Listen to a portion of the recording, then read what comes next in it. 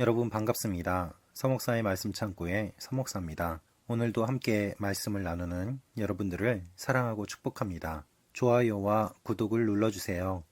여러분과 함께 더 많은 말씀들을 나누기 원합니다. 오늘은 다니엘 7장 1절부터 14절 말씀입니다.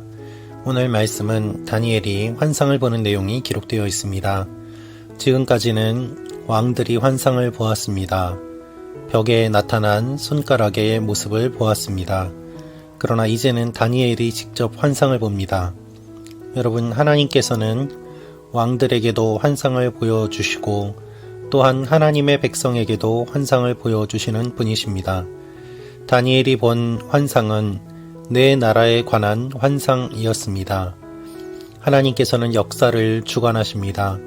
오늘 이 말씀을 통하여서 우리에게 주시는 하나님의 메시지를 함께 묵상해 보기를 원합니다. 1절입니다. 바벨론 왕 벨사살이 다스린 지 첫 해였습니다. 다니엘이 침대에 누워있다가 꿈을 꾸니 머릿속에 환상이 떠올랐습니다. 그는 꿈의 내용을 적었는데 그 줄거리는 이렇습니다. 여러분, 환상이 갑자기 다니엘에게 떠올랐습니다. 그는 그 꿈의 내용을 적었습니다. 여러분, 환상을 떠올리는 사람은 있습니다. 그러나 기록하지 않으면 금방 사라지고 맙니다.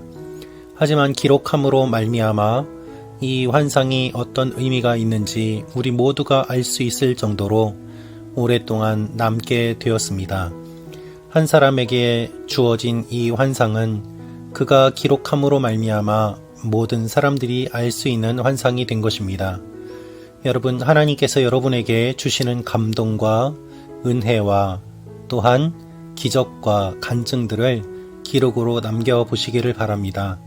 여러분 개인의 은혜만이 아니라 많은 사람들의 은혜가 될 것입니다. 다니엘은 환상을 보았습니다. 그것을 기록합니다. 그런데 그 환상은 각각 모습이 다른 4마리의 큰 짐승이 나오는 것이었습니다. 3절입니다. 그 바다에서 각각 모습이 다른 4마리의 큰 짐승이 나왔습니다. 이 4짐승은 서로 모양이 다릅니다.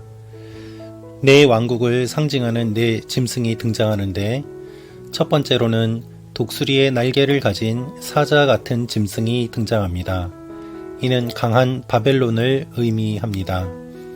그러나 날개가 뽑히고 사람처럼 2발로 서게 되었고 사람의 마음을 가졌다고 이야기를 합니다. 이것은 바벨론이 멸망할 것을 의미합니다. 두 번째로는 곰과 같은 짐승으로 메대를 가리킵니다. 임박한 재앙을 상징하며 그의 입에 이새의 새 갈빗대를 물고서도 많은 고기를 먹으라는 소리를 듣는 것은 그의 탐욕을 의미합니다. 세 번째로는 새의 날개 넷과 머리 넷을 가진 표범 같은 짐승이었습니다. 표범의 등에 있는 4 날개는 신속한 속도를 의미하고 4 머리는 원하는 방향으로 움직일 수 있는 능력을 뜻합니다. 환상 가운데 4째 짐승을 본 다니엘은 두려워하고 놀라는 모습을 보여줍니다. 7절입니다. 그날 밤 환상 가운데 4번째 짐승을 보았는데 그 짐승은 무섭고 사나우며 힘이 아주 강했습니다. 그 짐승은 쇠로 된 큰 이빨로 부서뜨려 먹고 또 먹다 남은 것은 발로 짓밟았습니다. 그 짐승은 먼저 나온 다른 짐승들과 달리 뿔이 10개나 있었습니다. 넷째 나라는 이전의 모든 짐승과 달리 매우 강하고 또한 쇠로 된 큰 이가 있어서 부서뜨리고 나머지 나라들을 발로 밟습니다. 학자들은 이 뿔이 안티오쿠스 4세를 뜻하는 뿔이라고 이야기를 합니다. 작은 뿔의 특징은 사람의 눈 같은 눈들이 있고 입도 있어서 큰 말을 한다는 것입니다. 큰 말이란 하나님을 향하여 신성 모독을 행하는 교만한 말을 의미합니다. 여러분, 이와 같은 무서운 짐승들이 계속해서 등장을 하는데 그들이 등장하는 그 장소는 어디인가 하면 바로 바다입니다. 3절에 그 바다에서 라는 표현이 있습니다. 바다는 성경에서 혼돈을 의미하고 또한 악한 세력들이 머무르는 것을 의미합니다. 이와 같은 일들이 일어나는데 다니엘은 또한 다른 것을 보게 되었습니다. 9절입니다. 또 내가 보니 왕의 자리가 보이고 옛날부터 항상 살아계신 분이 자리에 앉아 계셨습니다.